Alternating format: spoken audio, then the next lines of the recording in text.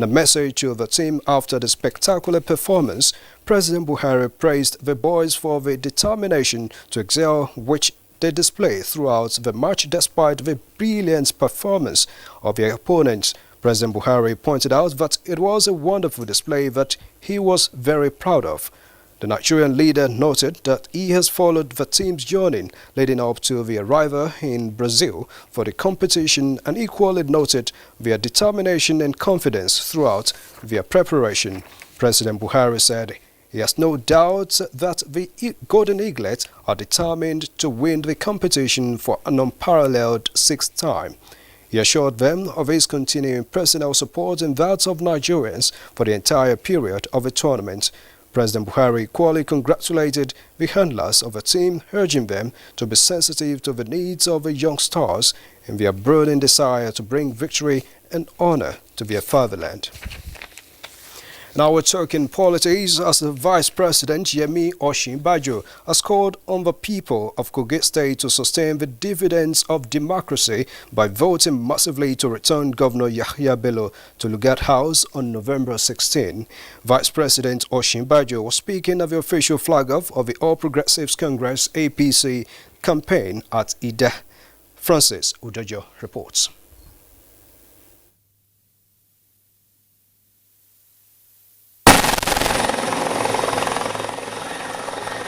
The event was attended by governors of Ekiti, Kwara, Niger, Yobe, former governor of Bauchi State, and other government functionaries. Vice President Yemi Osinbajo, who represented President Muhammadu Buhari, described the APC governorship candidate as the best choice to ensure growth in the state and assure the people of continuous federal government presence. Kogi is ready for the next level. We are finished with preliminary, we are finished with primary. It is now time to go to the next level. Kogi State Governor and governorship candidate of the APC, Yahya Bello, while recounting several projects embarked upon since the inception of his administration, which include zero tolerance for criminality, youth empowerment, revenue generation, civil service reforms, 4 billion naira Ejiba rice mill, as well as the groundbreaking for the construction of 5.6-kilometer bridge across River Niger, linking Kogi to Edo State, promised to do more if given a second chance. Baba Buhari is for the Talakawan. Governor Yahabel and myself were for the Talakawan. And we have seen exactly what we've been able to do in terms of infrastructure in Kogi State. We had that problem and we're solving the problem. National chairman of the party, Adams Oshomole, while presenting APC flag to the standard bearer, re-echoed the need for people of the next level agenda. This flag will fly you to the next level. Thereafter, the governor was conferred with the traditional title of Oga Onogo Ataigala, Ede. We apologize for the low quality of visuals in that report. Now moving on, Vice Presidents Yemi Osinbajo, the governors of Lagos, Oyo, and Osun states, as well as some notable Nigerians, were honored by the Alumni Association of the University of Lagos over the weekend. The event climaxed the activities marking the association's Golden Jubilee with the theme Driving Nigeria's Sustainable Development Agenda. State House correspondent Gideon Onifade has the reports. Congratulations.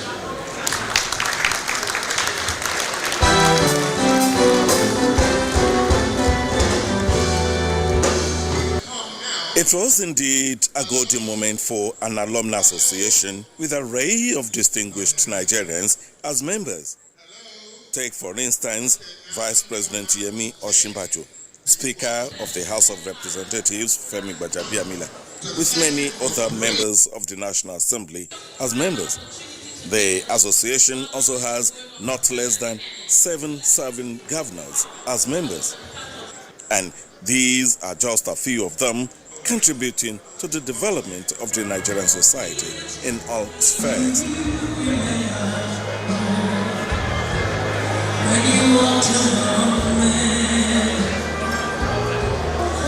The Golden Jubilee anniversary to the pioneer national president, Unilag Alumni Association, Alhaji Khaled Anjorin, in recognition of your contributions to the founding and the running of the University of Lagos Alumni Association, sir. We're everywhere.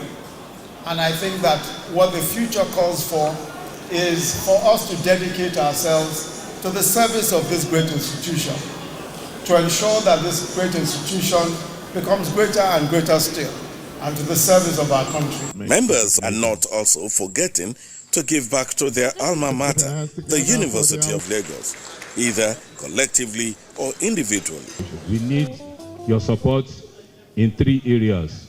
1, sowing into the life of the students. And what are we asking for? Let us run the school.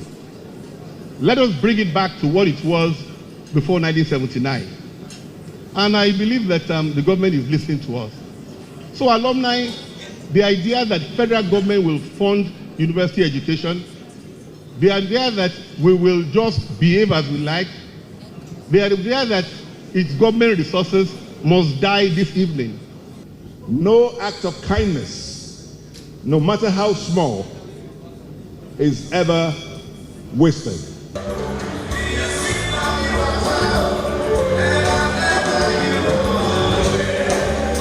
Special recognition was also given to other Nigerians who are not necessarily alumni of the university, but who are equally driving on the path of progress for the nation.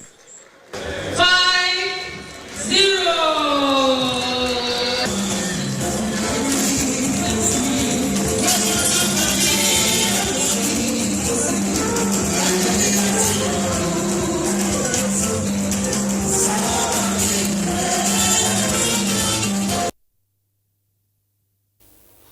Correspondent Gideon Ifade with that package.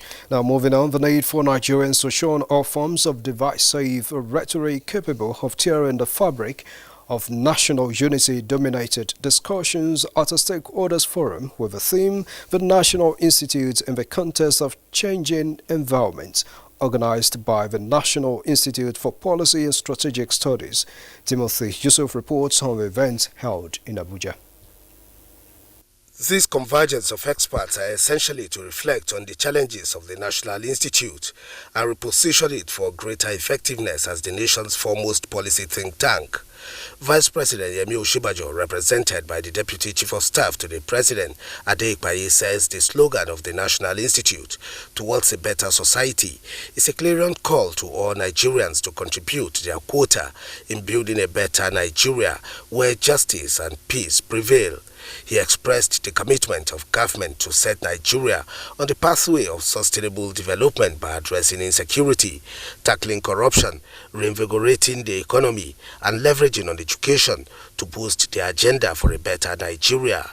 There are major issues that President Buhari has laid out for this government to achieve. Of course, you know about lifting 100 million Nigerians out of poverty within 10 years, enforcing universal basic education. These are major challenges. How do we fund it? How do we enforce it? How do we ensure that jobs are created for the products of such policies? So these are all areas where ideas are needed. Many here believe that Nigeria must look beyond the things that divide them, even in the face of diversities of tribe, religion, tongue and creed in the country. Going forward, they suggest that the diversities must be seen as strength to be harnessed for the common good, rather than as weakness to be exploited for individual and selfish interest. And one of the areas, or one of the ways to do that, I believe, is to invite and have a community radio station. We have to provide that leadership in the area of policy research. The National Institute says the present-day environment is perceived to becoming more volatile, uncertain, complex and ambiguous, thereby posing significant challenges to it, but however poised to nip the challenges in the bud through formulation of appropriate policies. In Abuja, Timothy Yusuf, NTA News. Now, in what appears to be release of water from Lagdo Dam in Cameroon, more than 100 villages in 9 local government areas of Adamawa State are reported to have been submerged. Bilkisu Abdrazak reports that Yola, the state capital, is not left out of the flood, as the flood claims lives and rendered many residents homeless. This is Ungwantana in Yola North local government area of Adamawa State, which is one among the areas affected in 2012 flood disaster experienced in Adamawa State. Beside me is Abdullahi Usman, who is one of the residents. Abdullahi, can you tell me why have you not been relocated to a safer site despite several governments warning to you people? So because we don't have option where to go, so that we are living here up to 40 to 30 years in this area. We born here, we built our home houses here, then we didn't get anywhere to live. The flood in Guantana has claimed 3 lives, and many have suffered a lot, especially the elderly. They have been taken to hospital for medical attention. Other areas affected are Ola South, Giri, Numan, Shelem, Demsa, Lamorde and Guyuk local government areas. The flood compelled many to evacuate some of their properties and abandon their houses. In a telephone conversation, the Executive Secretary at the Adamawa State Emergency Management Agency, Aminu Suleiman, said no official communication received from Cameroonian authority as regards the release of the water from Lagdo Dam. We are assessing them and we are trying to establish camp for those that could not get where to put their heads. Both River Benue and Gongola were filled to capacity, thereby flooding water across villages on river banks and flood-prone zones. In Yola, Bilkisu Abubakar, NTA News. You're watching the news on NTA International. Time for a short break. More news afterwards. Stay with us. Today or 4 days when my girls won't come visit and I need to come go expire. Oh, my guys, they can't follow me watch this match. I must not fall the hand.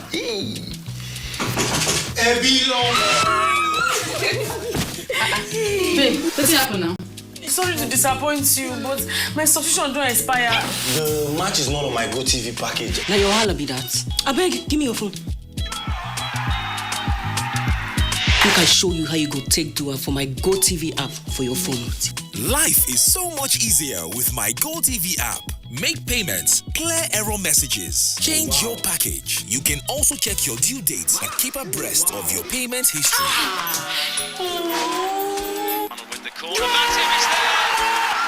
The new My GoTV app is everything you need in one place. So what are you waiting for? Download My GoTV app now from Google Play or App Store to enjoy the easy life. GoTV. Live it, love it. Thanks a lot for staying tuned in to the news on NTA International. Senate President Ahmed Ibrahim Lawan has assured Nigerians of speedy passage of a 2020 budget for early implementation of projects that will give the lives of citizenry meaning next year. The Senate President gave assurance while addressing people of his Yobe North constituency during flag-off of the 2019 free medical outreach and mass animals vaccination. And from Kano State, importance of the rights of the rescued 9 children who were allegedly kidnapped and later found in faraway Anambra State, the Kano State's Governor, Abdullahi Ganduje, has instituted a commission of inquiry under the chairmanship of retired Justice Wada Omar Rano that will be inaugurated on Thursday, 31st October 2019.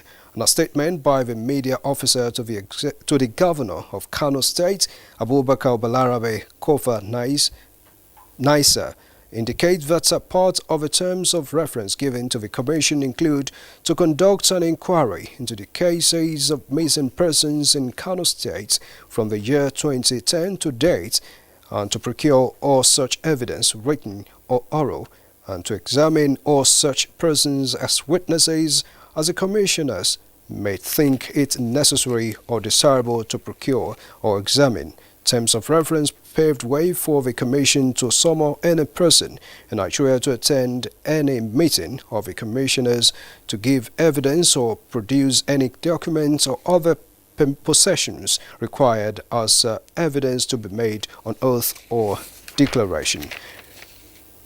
The Nigerian Police Force Kano State Command, under the leadership of Ahmed Ilyasu, uncovered cases of missing children in Kano State. A total of 9 persons aged between 2 and 10 years were kidnapped, out of which 8 were sold in faraway Anambra State. Some of the victims stayed as captives for over 5 years in Anambra State, losing their identities. As Governor Gandoji expressed his delight that the 9 victims were traced and handed over to their respective families. He also warned that callous and heinous crime that poses security threat to the state will not be tolerated. He adds that no stone shall be left unturned in the quest for justice. Moving on, President Muhammadu Buhari has urged Governor Ahmed Umaru Fintiri of Adamawa State to set up a standard for good governance that might be used to reinforce confidence in the country's younger political leaders. The president stated this in a congratulatory message to the governor on his 52nd birthday anniversary. President Buhari affirmed that Governor Fintiri has started off well, urging him to not to rest on his oars until the people feel the impact of good governance. President Buhari said his administration was fully committed to supporting the youth to succeed because the country looks upon them for future leadership.